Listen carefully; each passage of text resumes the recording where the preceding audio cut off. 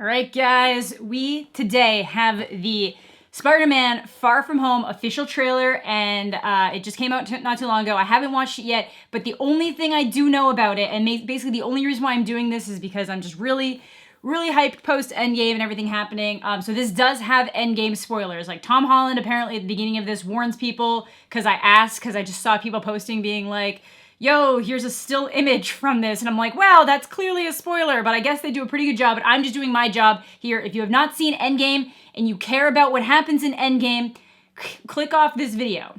Click off this video. Don't watch it. You don't want to watch this if you've not seen Endgame. This will have Endgame spoilers and implications, so do not watch this if you haven't. So if you guys can't tell, huge Spider-Man fan. I absolutely adore Spider-Man. He's my favorite Marvel character. I adore him in the MCU. I think Tom Holland's doing fantastic. I grew up with the Tobey Maguire movies. I clearly am fine with The Amazing Spider-Man starring Andrew Garfield, but I love Tom Holland, and I think he's definitely the best, and Stan Lee thought he was the best, so that is what matters here, and I'm very excited to see. So when we did the teaser trailer, we had a couple theories. One of the ones I kind of put out there was that I thought that kind of what Mysterio was using kind of looked like the magic that Doctor Strange uses, the mystic arts that Doctor Strange uses. It has like the same kind of look to it, obviously, except it's green, and we know that Mordo was going out hunting people who had been trained in the mystic arts, but we're not using them like for the help. So even though that's not traditionally Mysterio's story, I thought that that might be an option for how they were going to tie it into the MCU. I don't know if we're going to get any more of that in, probably not.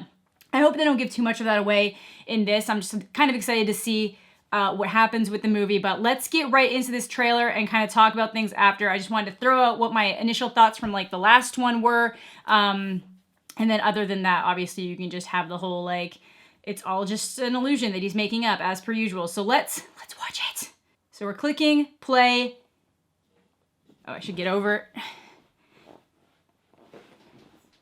Now. The Spider-Man Far From Home trailer is about to play, but if you haven't seen Avengers Endgame yet, stop watching because there's some Tom serious Holland spoilers about to come up. Really, but if you have seen Avengers Endgame, enjoy the trailer. Everywhere I go, I see his face.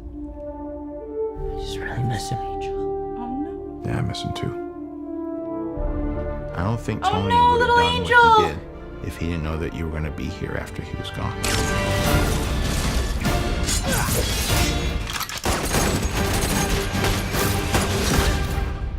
You gonna be the next Iron Man now? Well, no, I don't have time. I'm too busy doing your jobs. I'm kidding. Look, keep up the good work because I am going on vacation. I love it.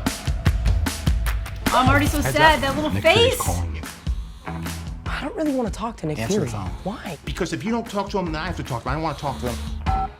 You sent Nick Fury to voicemail? I gotta go. You do not ghost Nick Fury. What up, dorks? What's up? We're just talking about the trip.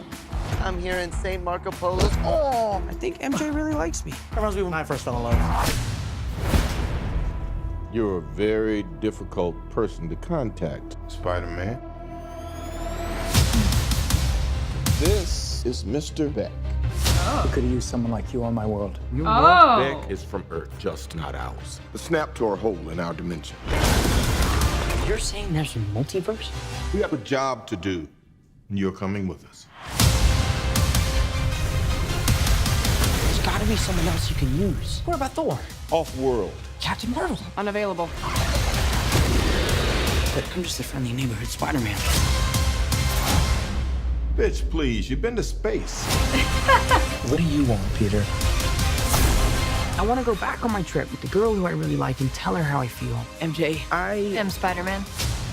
No, of course I'm not. I mean, it's kind of obvious. You're right, you may not be ready, but this is my responsibility. Saving the world requires sacrifice. Sometimes people die. Oh my God. I just always feel like I'm putting my friends in danger. The world needs the next Iron Man. Are you going to step up or not?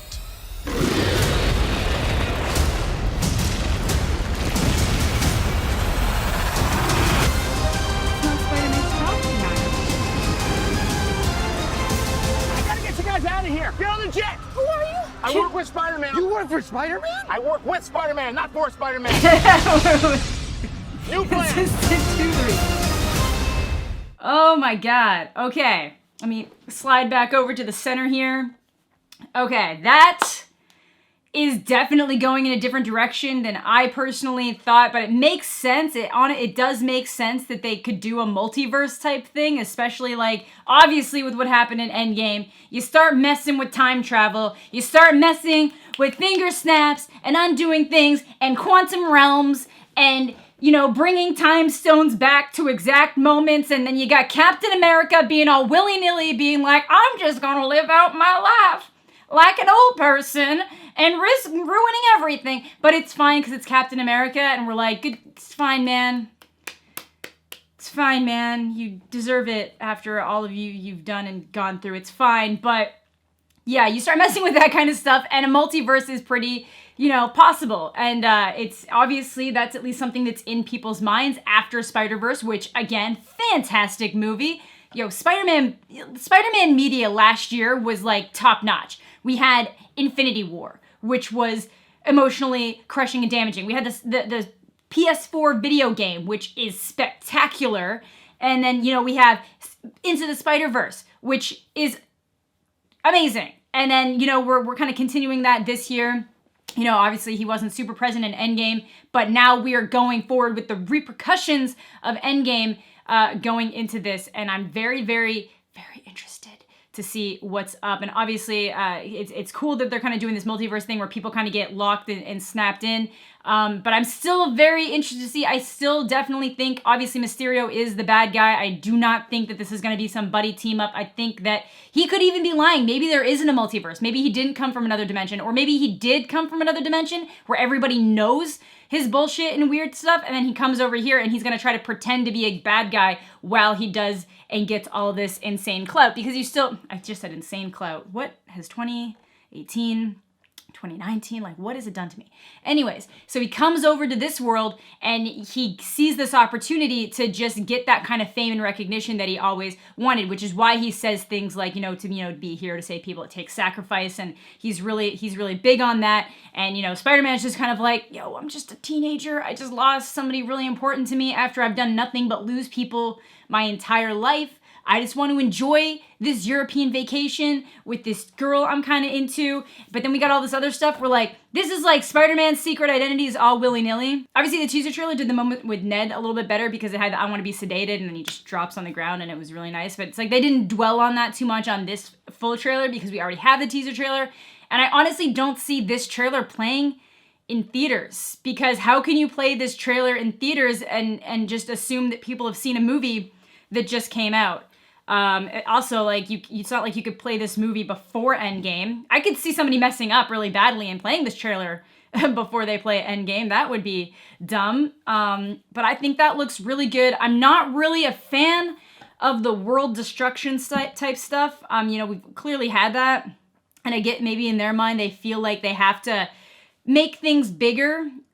Because obviously you just came off of something like Endgame. But even that, when it was world destroying, it wasn't because it was literally destroying landscapes and just killing people, but not taking into account the people that it killed. Like, Marvel's one of the only things that's taken into account and actually stopped and been like, these are the people whose lives were lost due to your heroic actions. Like, yes, you saved the day, but these are the people who lost their lives. You get that in Civil War, which was a really good moment, and I don't want to see them kind of tread back on that for this.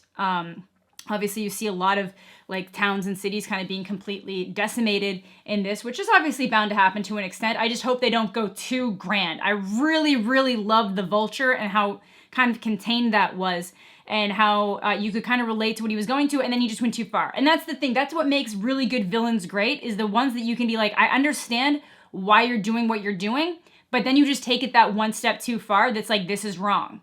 That's why Thanos is compelling, Killmonger is compelling, Vulture is compelling. They makes good villains. So I'm really excited for what they do with this, and I'm really interested to see what they do with Mysterio. They are definitely still playing a little bit close to the cuff with his full involvement. They're definitely still trying to make him seem like he's a good guy. I don't know if I like the fact that Nick Fury seems to immediately trust him, but again, I'm just going off of a trailer here. There's obviously all just like the post repercussions of him just trying to deal with the fallout of Endgame, just trying to be a regular teenager.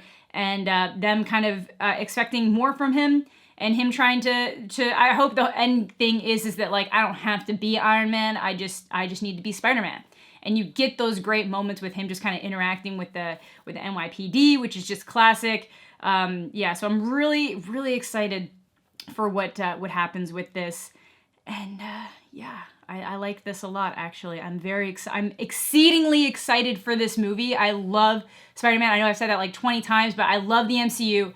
And every Endgame's obviously the big end, but this is the end of the phase, which is kind of weird because they did the same thing in phase 2. Like Age of Ultron came out, then Ant-Man came out, and then that was the end of that phase. But this will be the end of this phase, and it'll just kind of be addressing some of like the fallout of Endgame, which I'm totally cool with and interested to see where they go forward. I think they're doing a lot of cosmic stuff after this, as long as they can get their timeline back on track. Yeah, I think I really like that, because obviously one of the things that made the relationship between Tony and Peter so great was that Tony saw so much of himself in Peter. So just on the shallow end, like Peter he's very technologically proficient, he makes his web slingers, he makes the fluid himself, he's a smart kid, he's constantly messing with different tech stuff.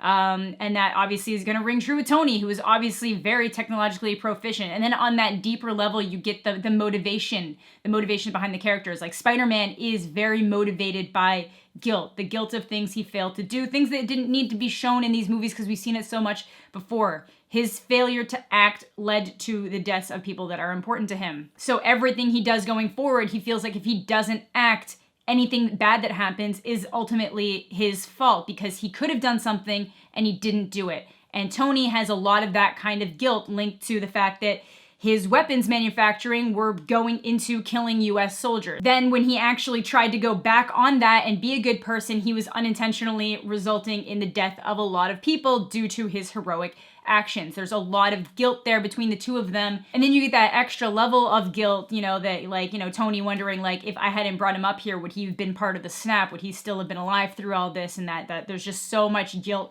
between the two of them and that relationship. And then even still, I'm sure now that like Tony's gone, Peter's probably thinking back, like, what if I had been able to pull that gauntlet just a little bit harder in Infinity War? What if I'd been able to pull it off just a little bit quicker? Would he still be here? Would we have been able to stop this from even happening in the first place? So there's a lot going on there that links these two together and makes this whole question of, like everywhere, Peter goes now, he sees Iron Man vigils and he sees Iron Man stuff and and then people are looking to him to kind of like fill that gap, and there's just not even like a full expectation there for something like that to happen, but it's just he feels responsible and feels like he has to kind of take up that mantle. So even though there's a lot of similarities between the two of them, Spider-Man still has to be his own person. Spider-Man has to be Spider-Man. He can't be Iron Man. So I'm very interested to see what happens in this movie. I'm very interested to kind of see him dealing with the grief side of that and the further implications going out. That was kind of like one of my favorite themes from the second Guardians movie. And I'm really excited to see how they do it here. And I'm very excited to see what goes down with Mysterio. Clearly, I'm really excited. So thank you all so much for watching. Have a fantastic day. Let me know what you guys are thinking in the trailer in the comment section down below. And we'll catch you all later.